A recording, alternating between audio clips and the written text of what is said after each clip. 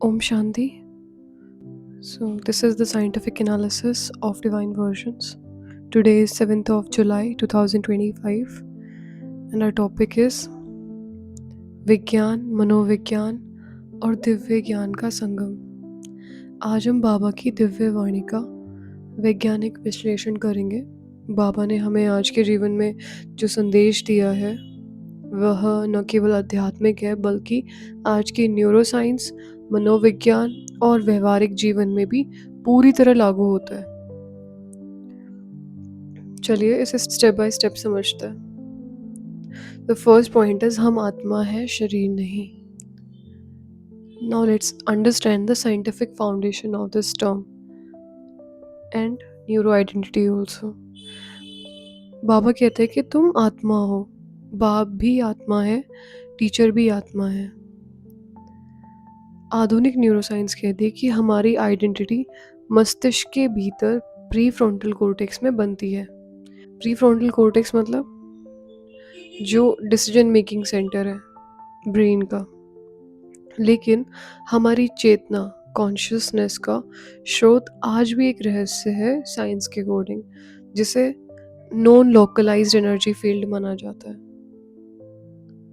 बाबा कहते हैं कि तुम आत्मा हो।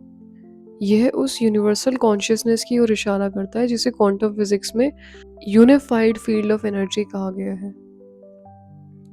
फॉर एग्जाम्पल, जब कोई व्यक्ति शरीर में अलग अपनी पहचान बनाता है, जैसे मैं डॉक्टर हूँ, मैं वकील हूँ, तो वह आइडेंटिटी बॉडी बेस्ड होती है। लेकिन जब कोई व्यक्ति सोचता है कि मैं आत्मा हूँ जो इस शरीर का उपयोग कर रही है, तो ये एक नॉन फिजिकल आइडेंटिटी बन जाती है। इससे ईगो डिसॉल्व होती है और स्ट्रेस लेवल में साइंटिफिक रूप से भी कमी आती है। बेसिकली हमारे प्रोफेशन हमारी आइडेंटिटी नहीं होता, वो केवल हमारा प्रोफेशन होता है। जब हमें कोई पूछता है तो व्हाट यू आर, तो हम अपना नाम बता देते हैं, अपना प्रोफेशन बता देते हैं। बट नाम से पहले भी हमारा एग्जिस्टेंस होता है, और प्रोफेशन हमें बहुत सारी पढ़ाई करने के बाद मिला है, और उससे पहले भी हम एग्जिस्ट करते थे।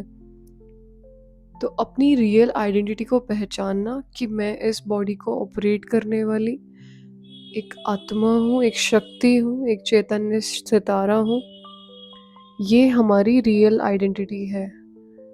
अब वो सितारा के संस्कारों अनुसार उनके प्रोफेशन होंगे, उनके ऑक्यूपेशन होगा, उनका व्यवहार होगा, उनकी पोस्ट होगी, जैसे भी आत्मा में संस्कार होंगे।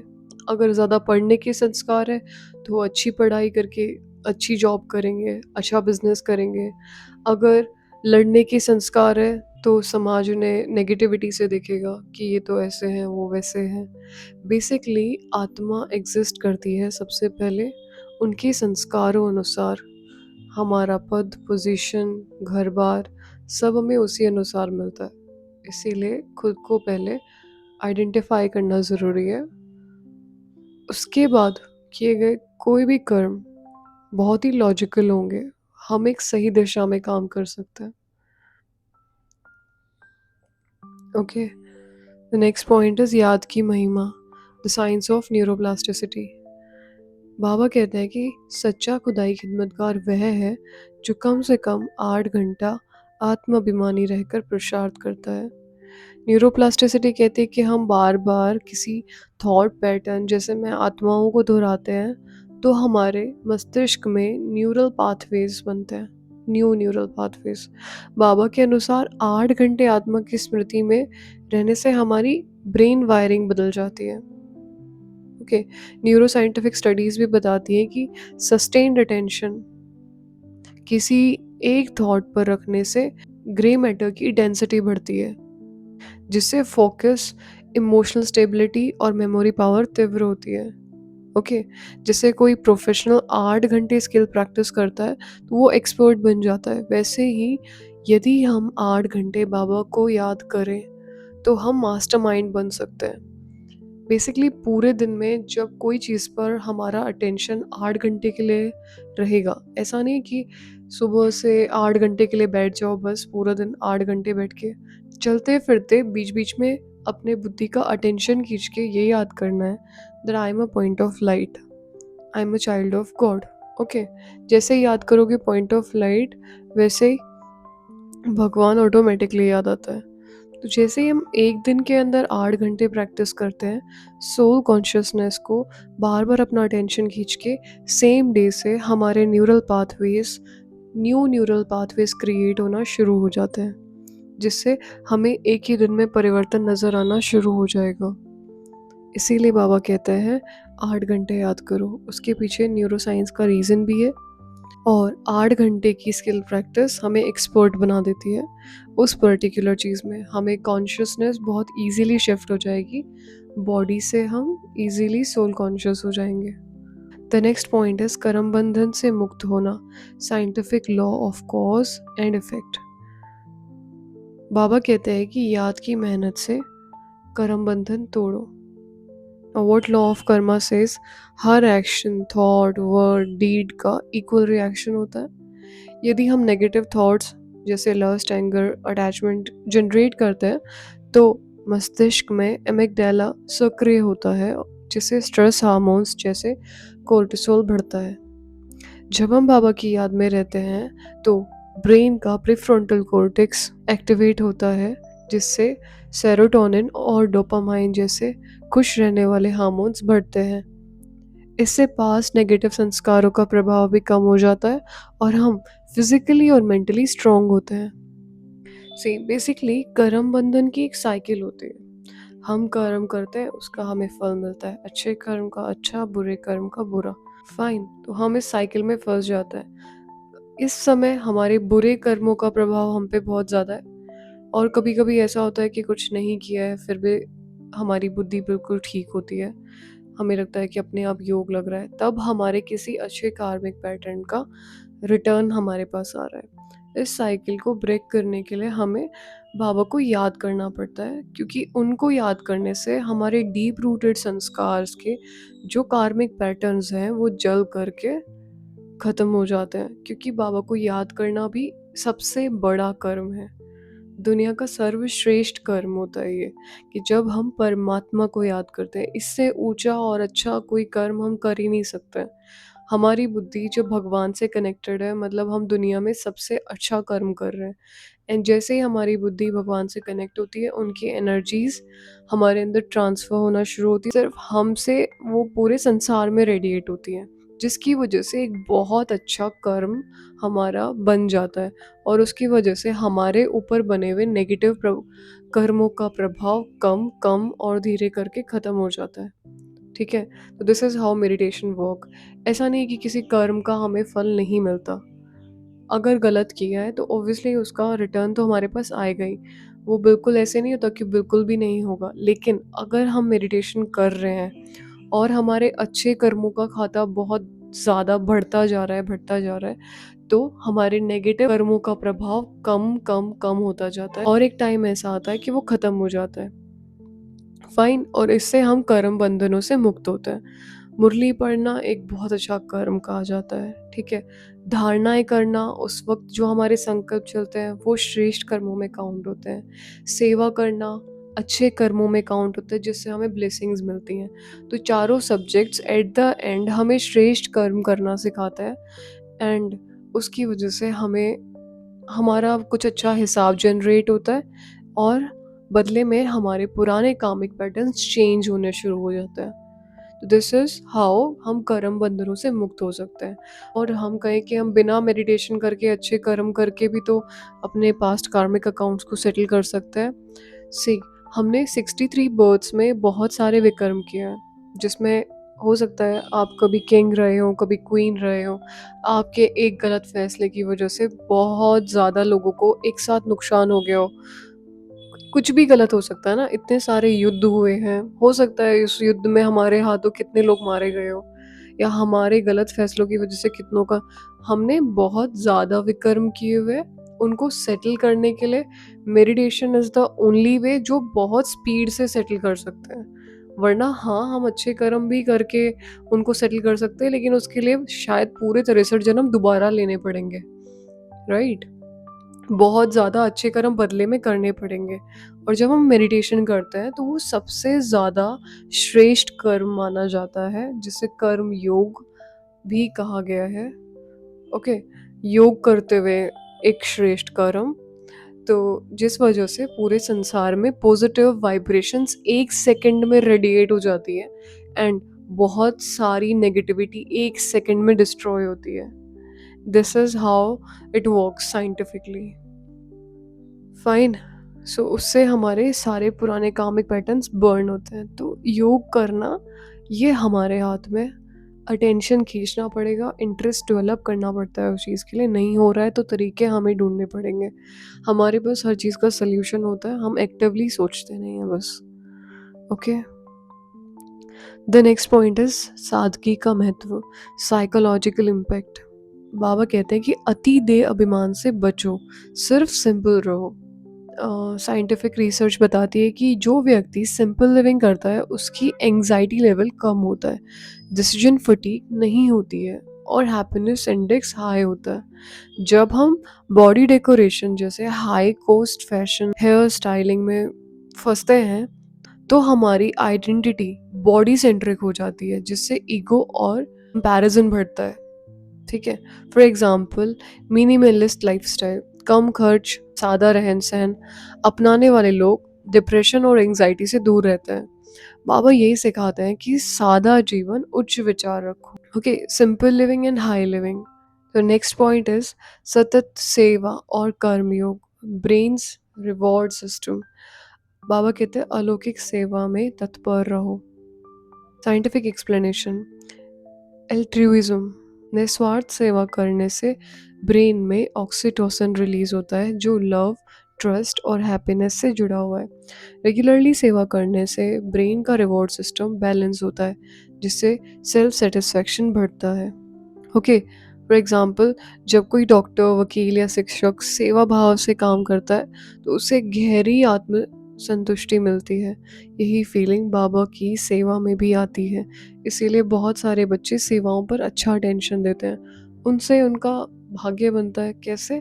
जब हम कोई भी सेवा करते हैं, निस्वार्थ भाव से सेवा करते हैं, जो कि हमें केवल यज्ञ में ही देखने के लिए मिलता है, तो हमें जिसकी सेवा हुई है वहाँ से डायरेक्टली ब्लेसिंग्स आती हैं। वो ब्लेसिंग्स कहीं ना कहीं हमें सुकून देती है। इसीलिए अगर किसी के बहुत ज़्यादा कामिक पैटर्न्स जनरेटेड है, आपको लगता है कि योग नहीं लग रहा है, तो सेंटर्स पे जाके सेवा करनी चाहिए, उससे ब्लेसिंग्स मिलेंगी, पुराने कर्मास थोड़े से सेटल होंगे। फिर हो सकता है आप बाद में थोड़ा थोड़ा योग करके अपने आप को एक अच्छा पुरुषार्थी बना सके। और सतत सेवा मतलब जब हम ब्राह्मण बनते हैं, मतलब हम हर वक्त सेवा में अवेलेबल है। अब हर वक्त सेवा में कैसे अवेलेबल है? कई लोग तो गृहस्थी होते हैं, वो लोग सोचेंगे हम तो सेवा नहीं कर पाते। सेवा केवल सेंटर पर जाकर के नहीं होती है। सेवा तब भी होती है जब आप योग करते हो, आपसे वाइब्रेशंस निकलती हैं, उससे दूसरों का कल्याण होता है। सेवा तब भी होती है जब आप मनसा सेवा करते हो। सेवा तब भी होती है जब आप मुरली ध्यान से सुनते हो, क्योंकि आपसे बहुत अच्छे वाइब्रेशंस पूरे आपके एनवायरनमेंट में फैलते हैं। सेवा तब भी होती है जब आप अपने घर में लोगों को अच्छे वाइब्रेशंस डाल करके भोजन बना के खिलाते हो, चाहे वो ज्ञान में भी नहीं है। और फिर भी आप अगर उन्हें पॉजिटिव वाइब्रेशंस के साथ देख रहे हो, आप उन्हें सोल देख करके उनको भोजन खिला रहे हो, तो भी एक तरह से भगवान के बच्चों की सेवा ही है। पूरे विश्व भगवान के बच्चे हैं और किसी भी तरह से हमारे पॉजिटिव वाइब्रेशंस दूसरों को हील करेंगे, चाहे थोड़ा भी किया, 1% भी किया, तो वो सेवा में इंक्लूडेड है। तो हम सब ब्राह्मण बच्चे हमेशा सेवा में एक्टिव रहते हैं। हम किसी ना किसी तरह से हर वक्त सेवा कर रहे होते हैं। लेकिन अगर बुद्धि श्रेष्ठ होगी तो सेवा थोड़ी और ज़्यादा हो पाएगी। प्रसाद थोड़ा अच्छा होगा तो वाइब्रेशंस थोड़ी और ज़्यादा फैलेंगी और उससे क्या इंक्रीज होगा? Self satisfaction. इसीलिए ज़्यादातर ब्राह्मण्स हमेशा खुशी में रहते हैं, क्योंकि वो निस्वार्थ भाव से सेवा करता है। ओके, और जब भगवान के बच्चों की हम सेवा कर रहे हैं, फॉर एग्जाम्पल हमारे बच्चों का अगर कोई ध्यान रखे, तो वो हमें ऑटोमेटिकली प्यारा लगेगा। उसके लिए हमारे दिल से ऑटोमेटिकली अच्छी दुआएं निकलती हैं। ऐसे ही जब हम भगवान के बच्चों की सेवा कर रहे हैं तो बाबा के दिल से भी हमारे लिए दुआएं निकलती होंगी, और क्योंकि वो तो भोलेनाथ है तो उनके दिल से तो बहुत ज़्यादा ही निकलती होगी। ये भी एक श्रेष्ठ कर्म हो गया और भगवान की दुआएं मिलने का साधन हो गया। दुआएं मिलने से हमारे कार्मिक पैटर्न्स बर्न होंगे, हमें सेल्फ कॉन्फिडेंस इंक्रीज होगा, स्वाभिमान स्वमान बढ़ेगा, स्थिति अच्छी होगी। So this is how it works. Next point is powerful thought that is equal to quantum energy impact. बाबा कहते हैं श्रेष्ठ संकल्पों से सेवा करो, एक संकल्प का 1000 गुना फल मिलेगा। सी यहाँ पे श्रेष्ठ संकल्प क्रिएट करने से 1000 गुना फल मिलेगा। तो क्वांटम फिजिक्स में थॉट्स भी एनर्जी वेव्स है। ओके, थॉट्स क्या है? Energy waves. जब हम पॉजिटिव एलिवेटेड थॉट्स जनरेट करते हैं तो वे वाइब्रेशनल फ्रिक्वेंसी वातावरण में फैलती है और दूसरों के माइंड को सबकॉन्शियसली इम्पेक्ट करती है। जैसा हमने ऊपर समझा, वो लोगों के माइंड को सबकॉन्शियसली इम्पेक्ट करती है। जैसे वाईफाई के सिग्नल एक जगह से दूसरी जगह डाटा पहुंचाते हैं, वैसे ही पावरफुल थॉट्स भी दूसरों के माइंड तक पहुंचते हैं। इसीलिए बाबा कहते हैं एक संकल्प का 1000 गुना प्रभाव होता है, और वो सिर्फ एक माइंड तक नहीं पहुंचता है। आपका एक पॉजिटिव थॉट संसार की सभी आत्माओं तक सब कॉन्शियसली पहुंचता ही पहुंचता है, क्योंकि हमारे थॉट्स पूरे यूनिवर्स तक ट्रेवल करते हैं। जैसे ही सोचा वो रिपल्स की जैसे पूरे यूनिवर्स में फैल जाते हैं। उसी की वजह से सृष्टि का निर्माण होता है। बहुत सारी आत्माओं के नेगेटिव संकल्प चल रहे, इसीलिए सृष्टि पतित है। और जब बहुत सारी आत्माओं के पॉजिटिव संकल्प चलेंगे या प्योर थॉट्स होंगे तो सृष्टि पवित्र होगी। इसीलिए हम सृष्टि के रचयिता भी कहे जाते हैं। कहते हैं संकल्प से सृष्टि रची, ऐसे हम संकल्पों से सृष्टि रचते हैं। ओके, सच्चा राजयोग, द हाईएस्ट ब्रेन स्टेट। बाबा को याद करो और नर से नारायण बनो। जब हम डीप मेडिटेशन करते हैं तो ब्रेन में गामा वेव्स एक्टिवेट होते हैं। Gamma state is the highest state of awareness. यही स्थिति आत्मा को रॉयलिटी का अनुभव कराती है। ओके, बाबा का राजयोग हमें सबसे पावरफुल ब्रेन स्टेट में ले जाता है, जिससे हम अपनी थॉट एनर्जी से जीवन बदल सकते हैं। जैसे ओलंपिक चैंपियंस विजुअलाइजेशन करके विक्ट्री अचीव करते हैं, वैसे ही राजयोग में सेल्फ विजुअलाइजेशन से हम नारायण कॉन्शियसनेस में पहुंच सकते हैं। तो ये एक बार टेस्ट हुआ था, जब जो लोग ओलंपिक्स में पार्टिसिपेट करने वाले थे उनको विजुअलाइज कराया गया कि आप वो ट्रॉफी जीत रहे हैं। आप अपना फिजिकल वर्कआउट तो कीजिए, जो प्रैक्टिस है वो भी कीजिए, लेकिन रोज़ ये देखिए आपके हाथ में वो ट्रॉफी है, आप उसे जीत रहे हैं, आप उसे जीत रहे हैं। तो उन विजुअलाइजेशन प्रैक्टिसेस की वजह से बहुत सारे लोगों ने वो अचीवमेंट्स किए जो वो विजुअलाइज करते थे। वैसे ही जब हम राजयोग में सेल्फ विजुअलाइज करते हैं कि I am a point of light, I am master almighty, और I am going to be the Narayan, I am going to be the Lakshmi, तो ये विजुअलाइजेशन प्रैक्टिसेस एक दिन हमें नारायण कॉन्शियस और लक्ष्मी कॉन्शियस बना देती है। मतलब इसी जन्म में हमारी वो स्थिति जनरेट हो जाएगी, हम वैसा व्यवहार कर पाएंगे, वैसा सोच पाएंगे। इसीलिए कॉन्शियसनेस प्रैक्टिस करना और उसी अनुसार कर्म भी करना आवश्यक है। ऐसे नहीं हम प्रैक्टिस कर रहे श्री नारायण की, अपने आप को वहाँ सिंहासन पे देख रहे हैं, लेकिन फिर हम यहाँ पे रहकर गुस्सा कर रहे हैं, हमारा व्यवहार वैसा नहीं है, हमारा चाल चलन वैसा नहीं है, तो this is not going to work. Visualisation practices are important कि I am a soul, I am master almighty, I am going to become the king of this whole world, और उस अनुसार किंग के जैसे सोचना भी पड़ेगा। फिर सबके लिए हमेशा देवता वाली स्थिति, तेरा मेरा अपना पराया नहीं, सब मेरे हैं, सबको उस दृष्टि से देखना पड़ेगा। एक राजा के जैसे, प्रजा जैसे होती है, दूसरों का पहले आगे देखना पड़ेगा, पहले उनका करना पड़ेगा, बिल्कुल अंदर से मैपन ख़त्म करना पड़ेगा, स्वार्थ ख़त्म करना पड़ेगा, उस स्थिति में स्थित होना पड़ेगा, राजाओं के जैसे सोचना पड़ेगा। Then we are going to become Shri Narayan और श्री लक्ष्मी। फाइन। तो हम प्रतिदिन 8 घंटे बाबा को याद करें या अच्छे थॉट्स क्रिएट करें, मन-मनाभाव स्टेज में रहने की कोशिश करें, न्यूनतम जीवन शैली अपनाएँ, पुरानी जीवन शैली में ना चलते रहें, प्रत्येक संकल्प को शुभ और कल्याणकारी बनाएँ, सेवा में हमेशा सच्चे दिल से लगे रहें क्योंकि यही साइंटिफिक हैप्पीनेस फ़ॉर्मूला है और किसी चीज़ से हमें खुशी नहीं मिलने वाली है। Scientific summary in one line. Baba's Murli is not just spirituality, it is a neuro psychological rewiring process जो आत्मा को बॉडी आइडेंटिफिकेशन से मुक्त कर हाईएस्ट एनर्जी वाइब्रेशन तक ले जाती है। और ये हमारे भारत का कल्चर है, हम हमेशा से आत्माभिमान को प्रैक्टिस करते थे। तक्षशिला, नालंदा जैसी यूनिवर्सिटीज़ में ये प्रैक्टिसेस करवाई जाती थी। कोई भी चीज़ का ज्ञान देने से पहले लोगों को ध्यान में बिठाया जाता था।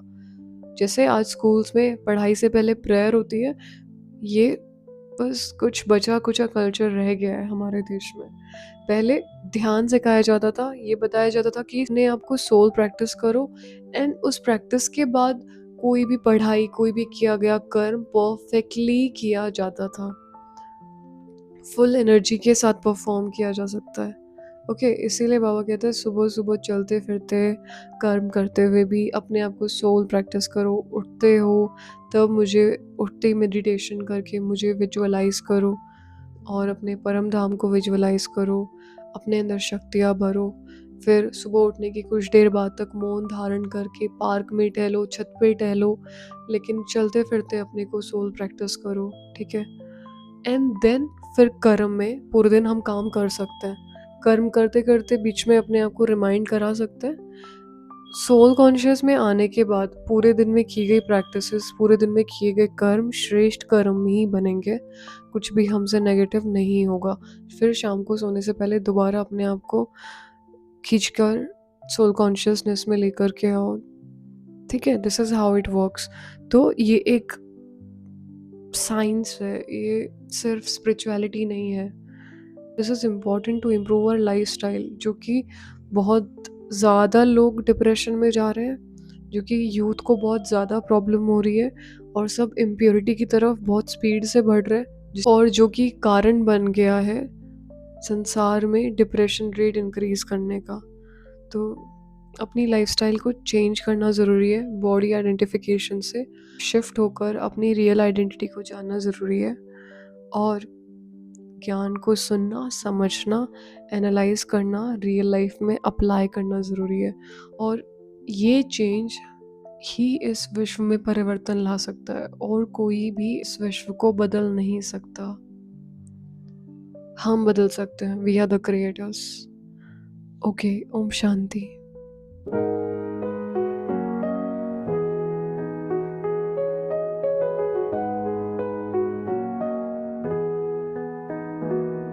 In the silence of my soul, I hear you call.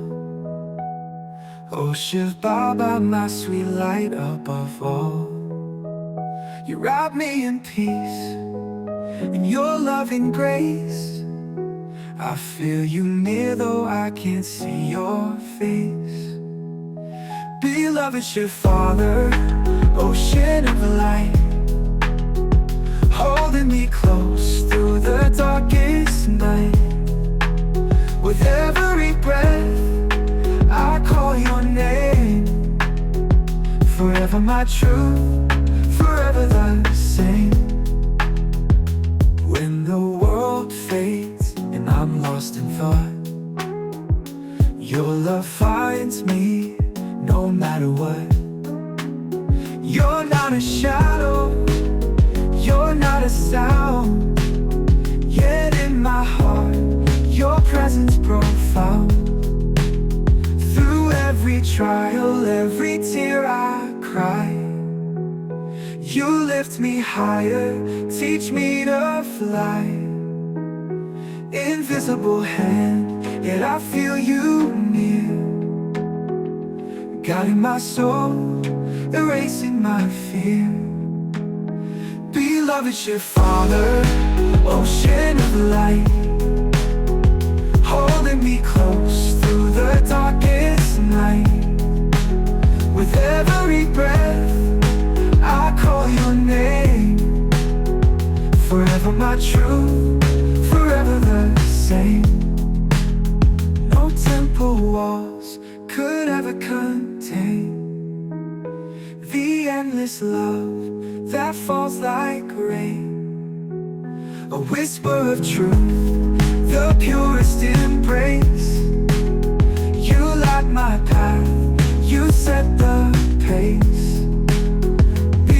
reach your father, ocean of light, holding me close through the darkest night.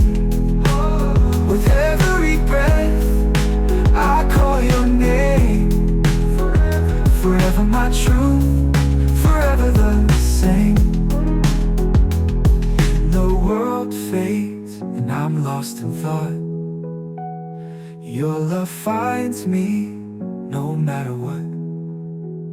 You're not a shadow, you're not a sound, yet in my heart your presence profound.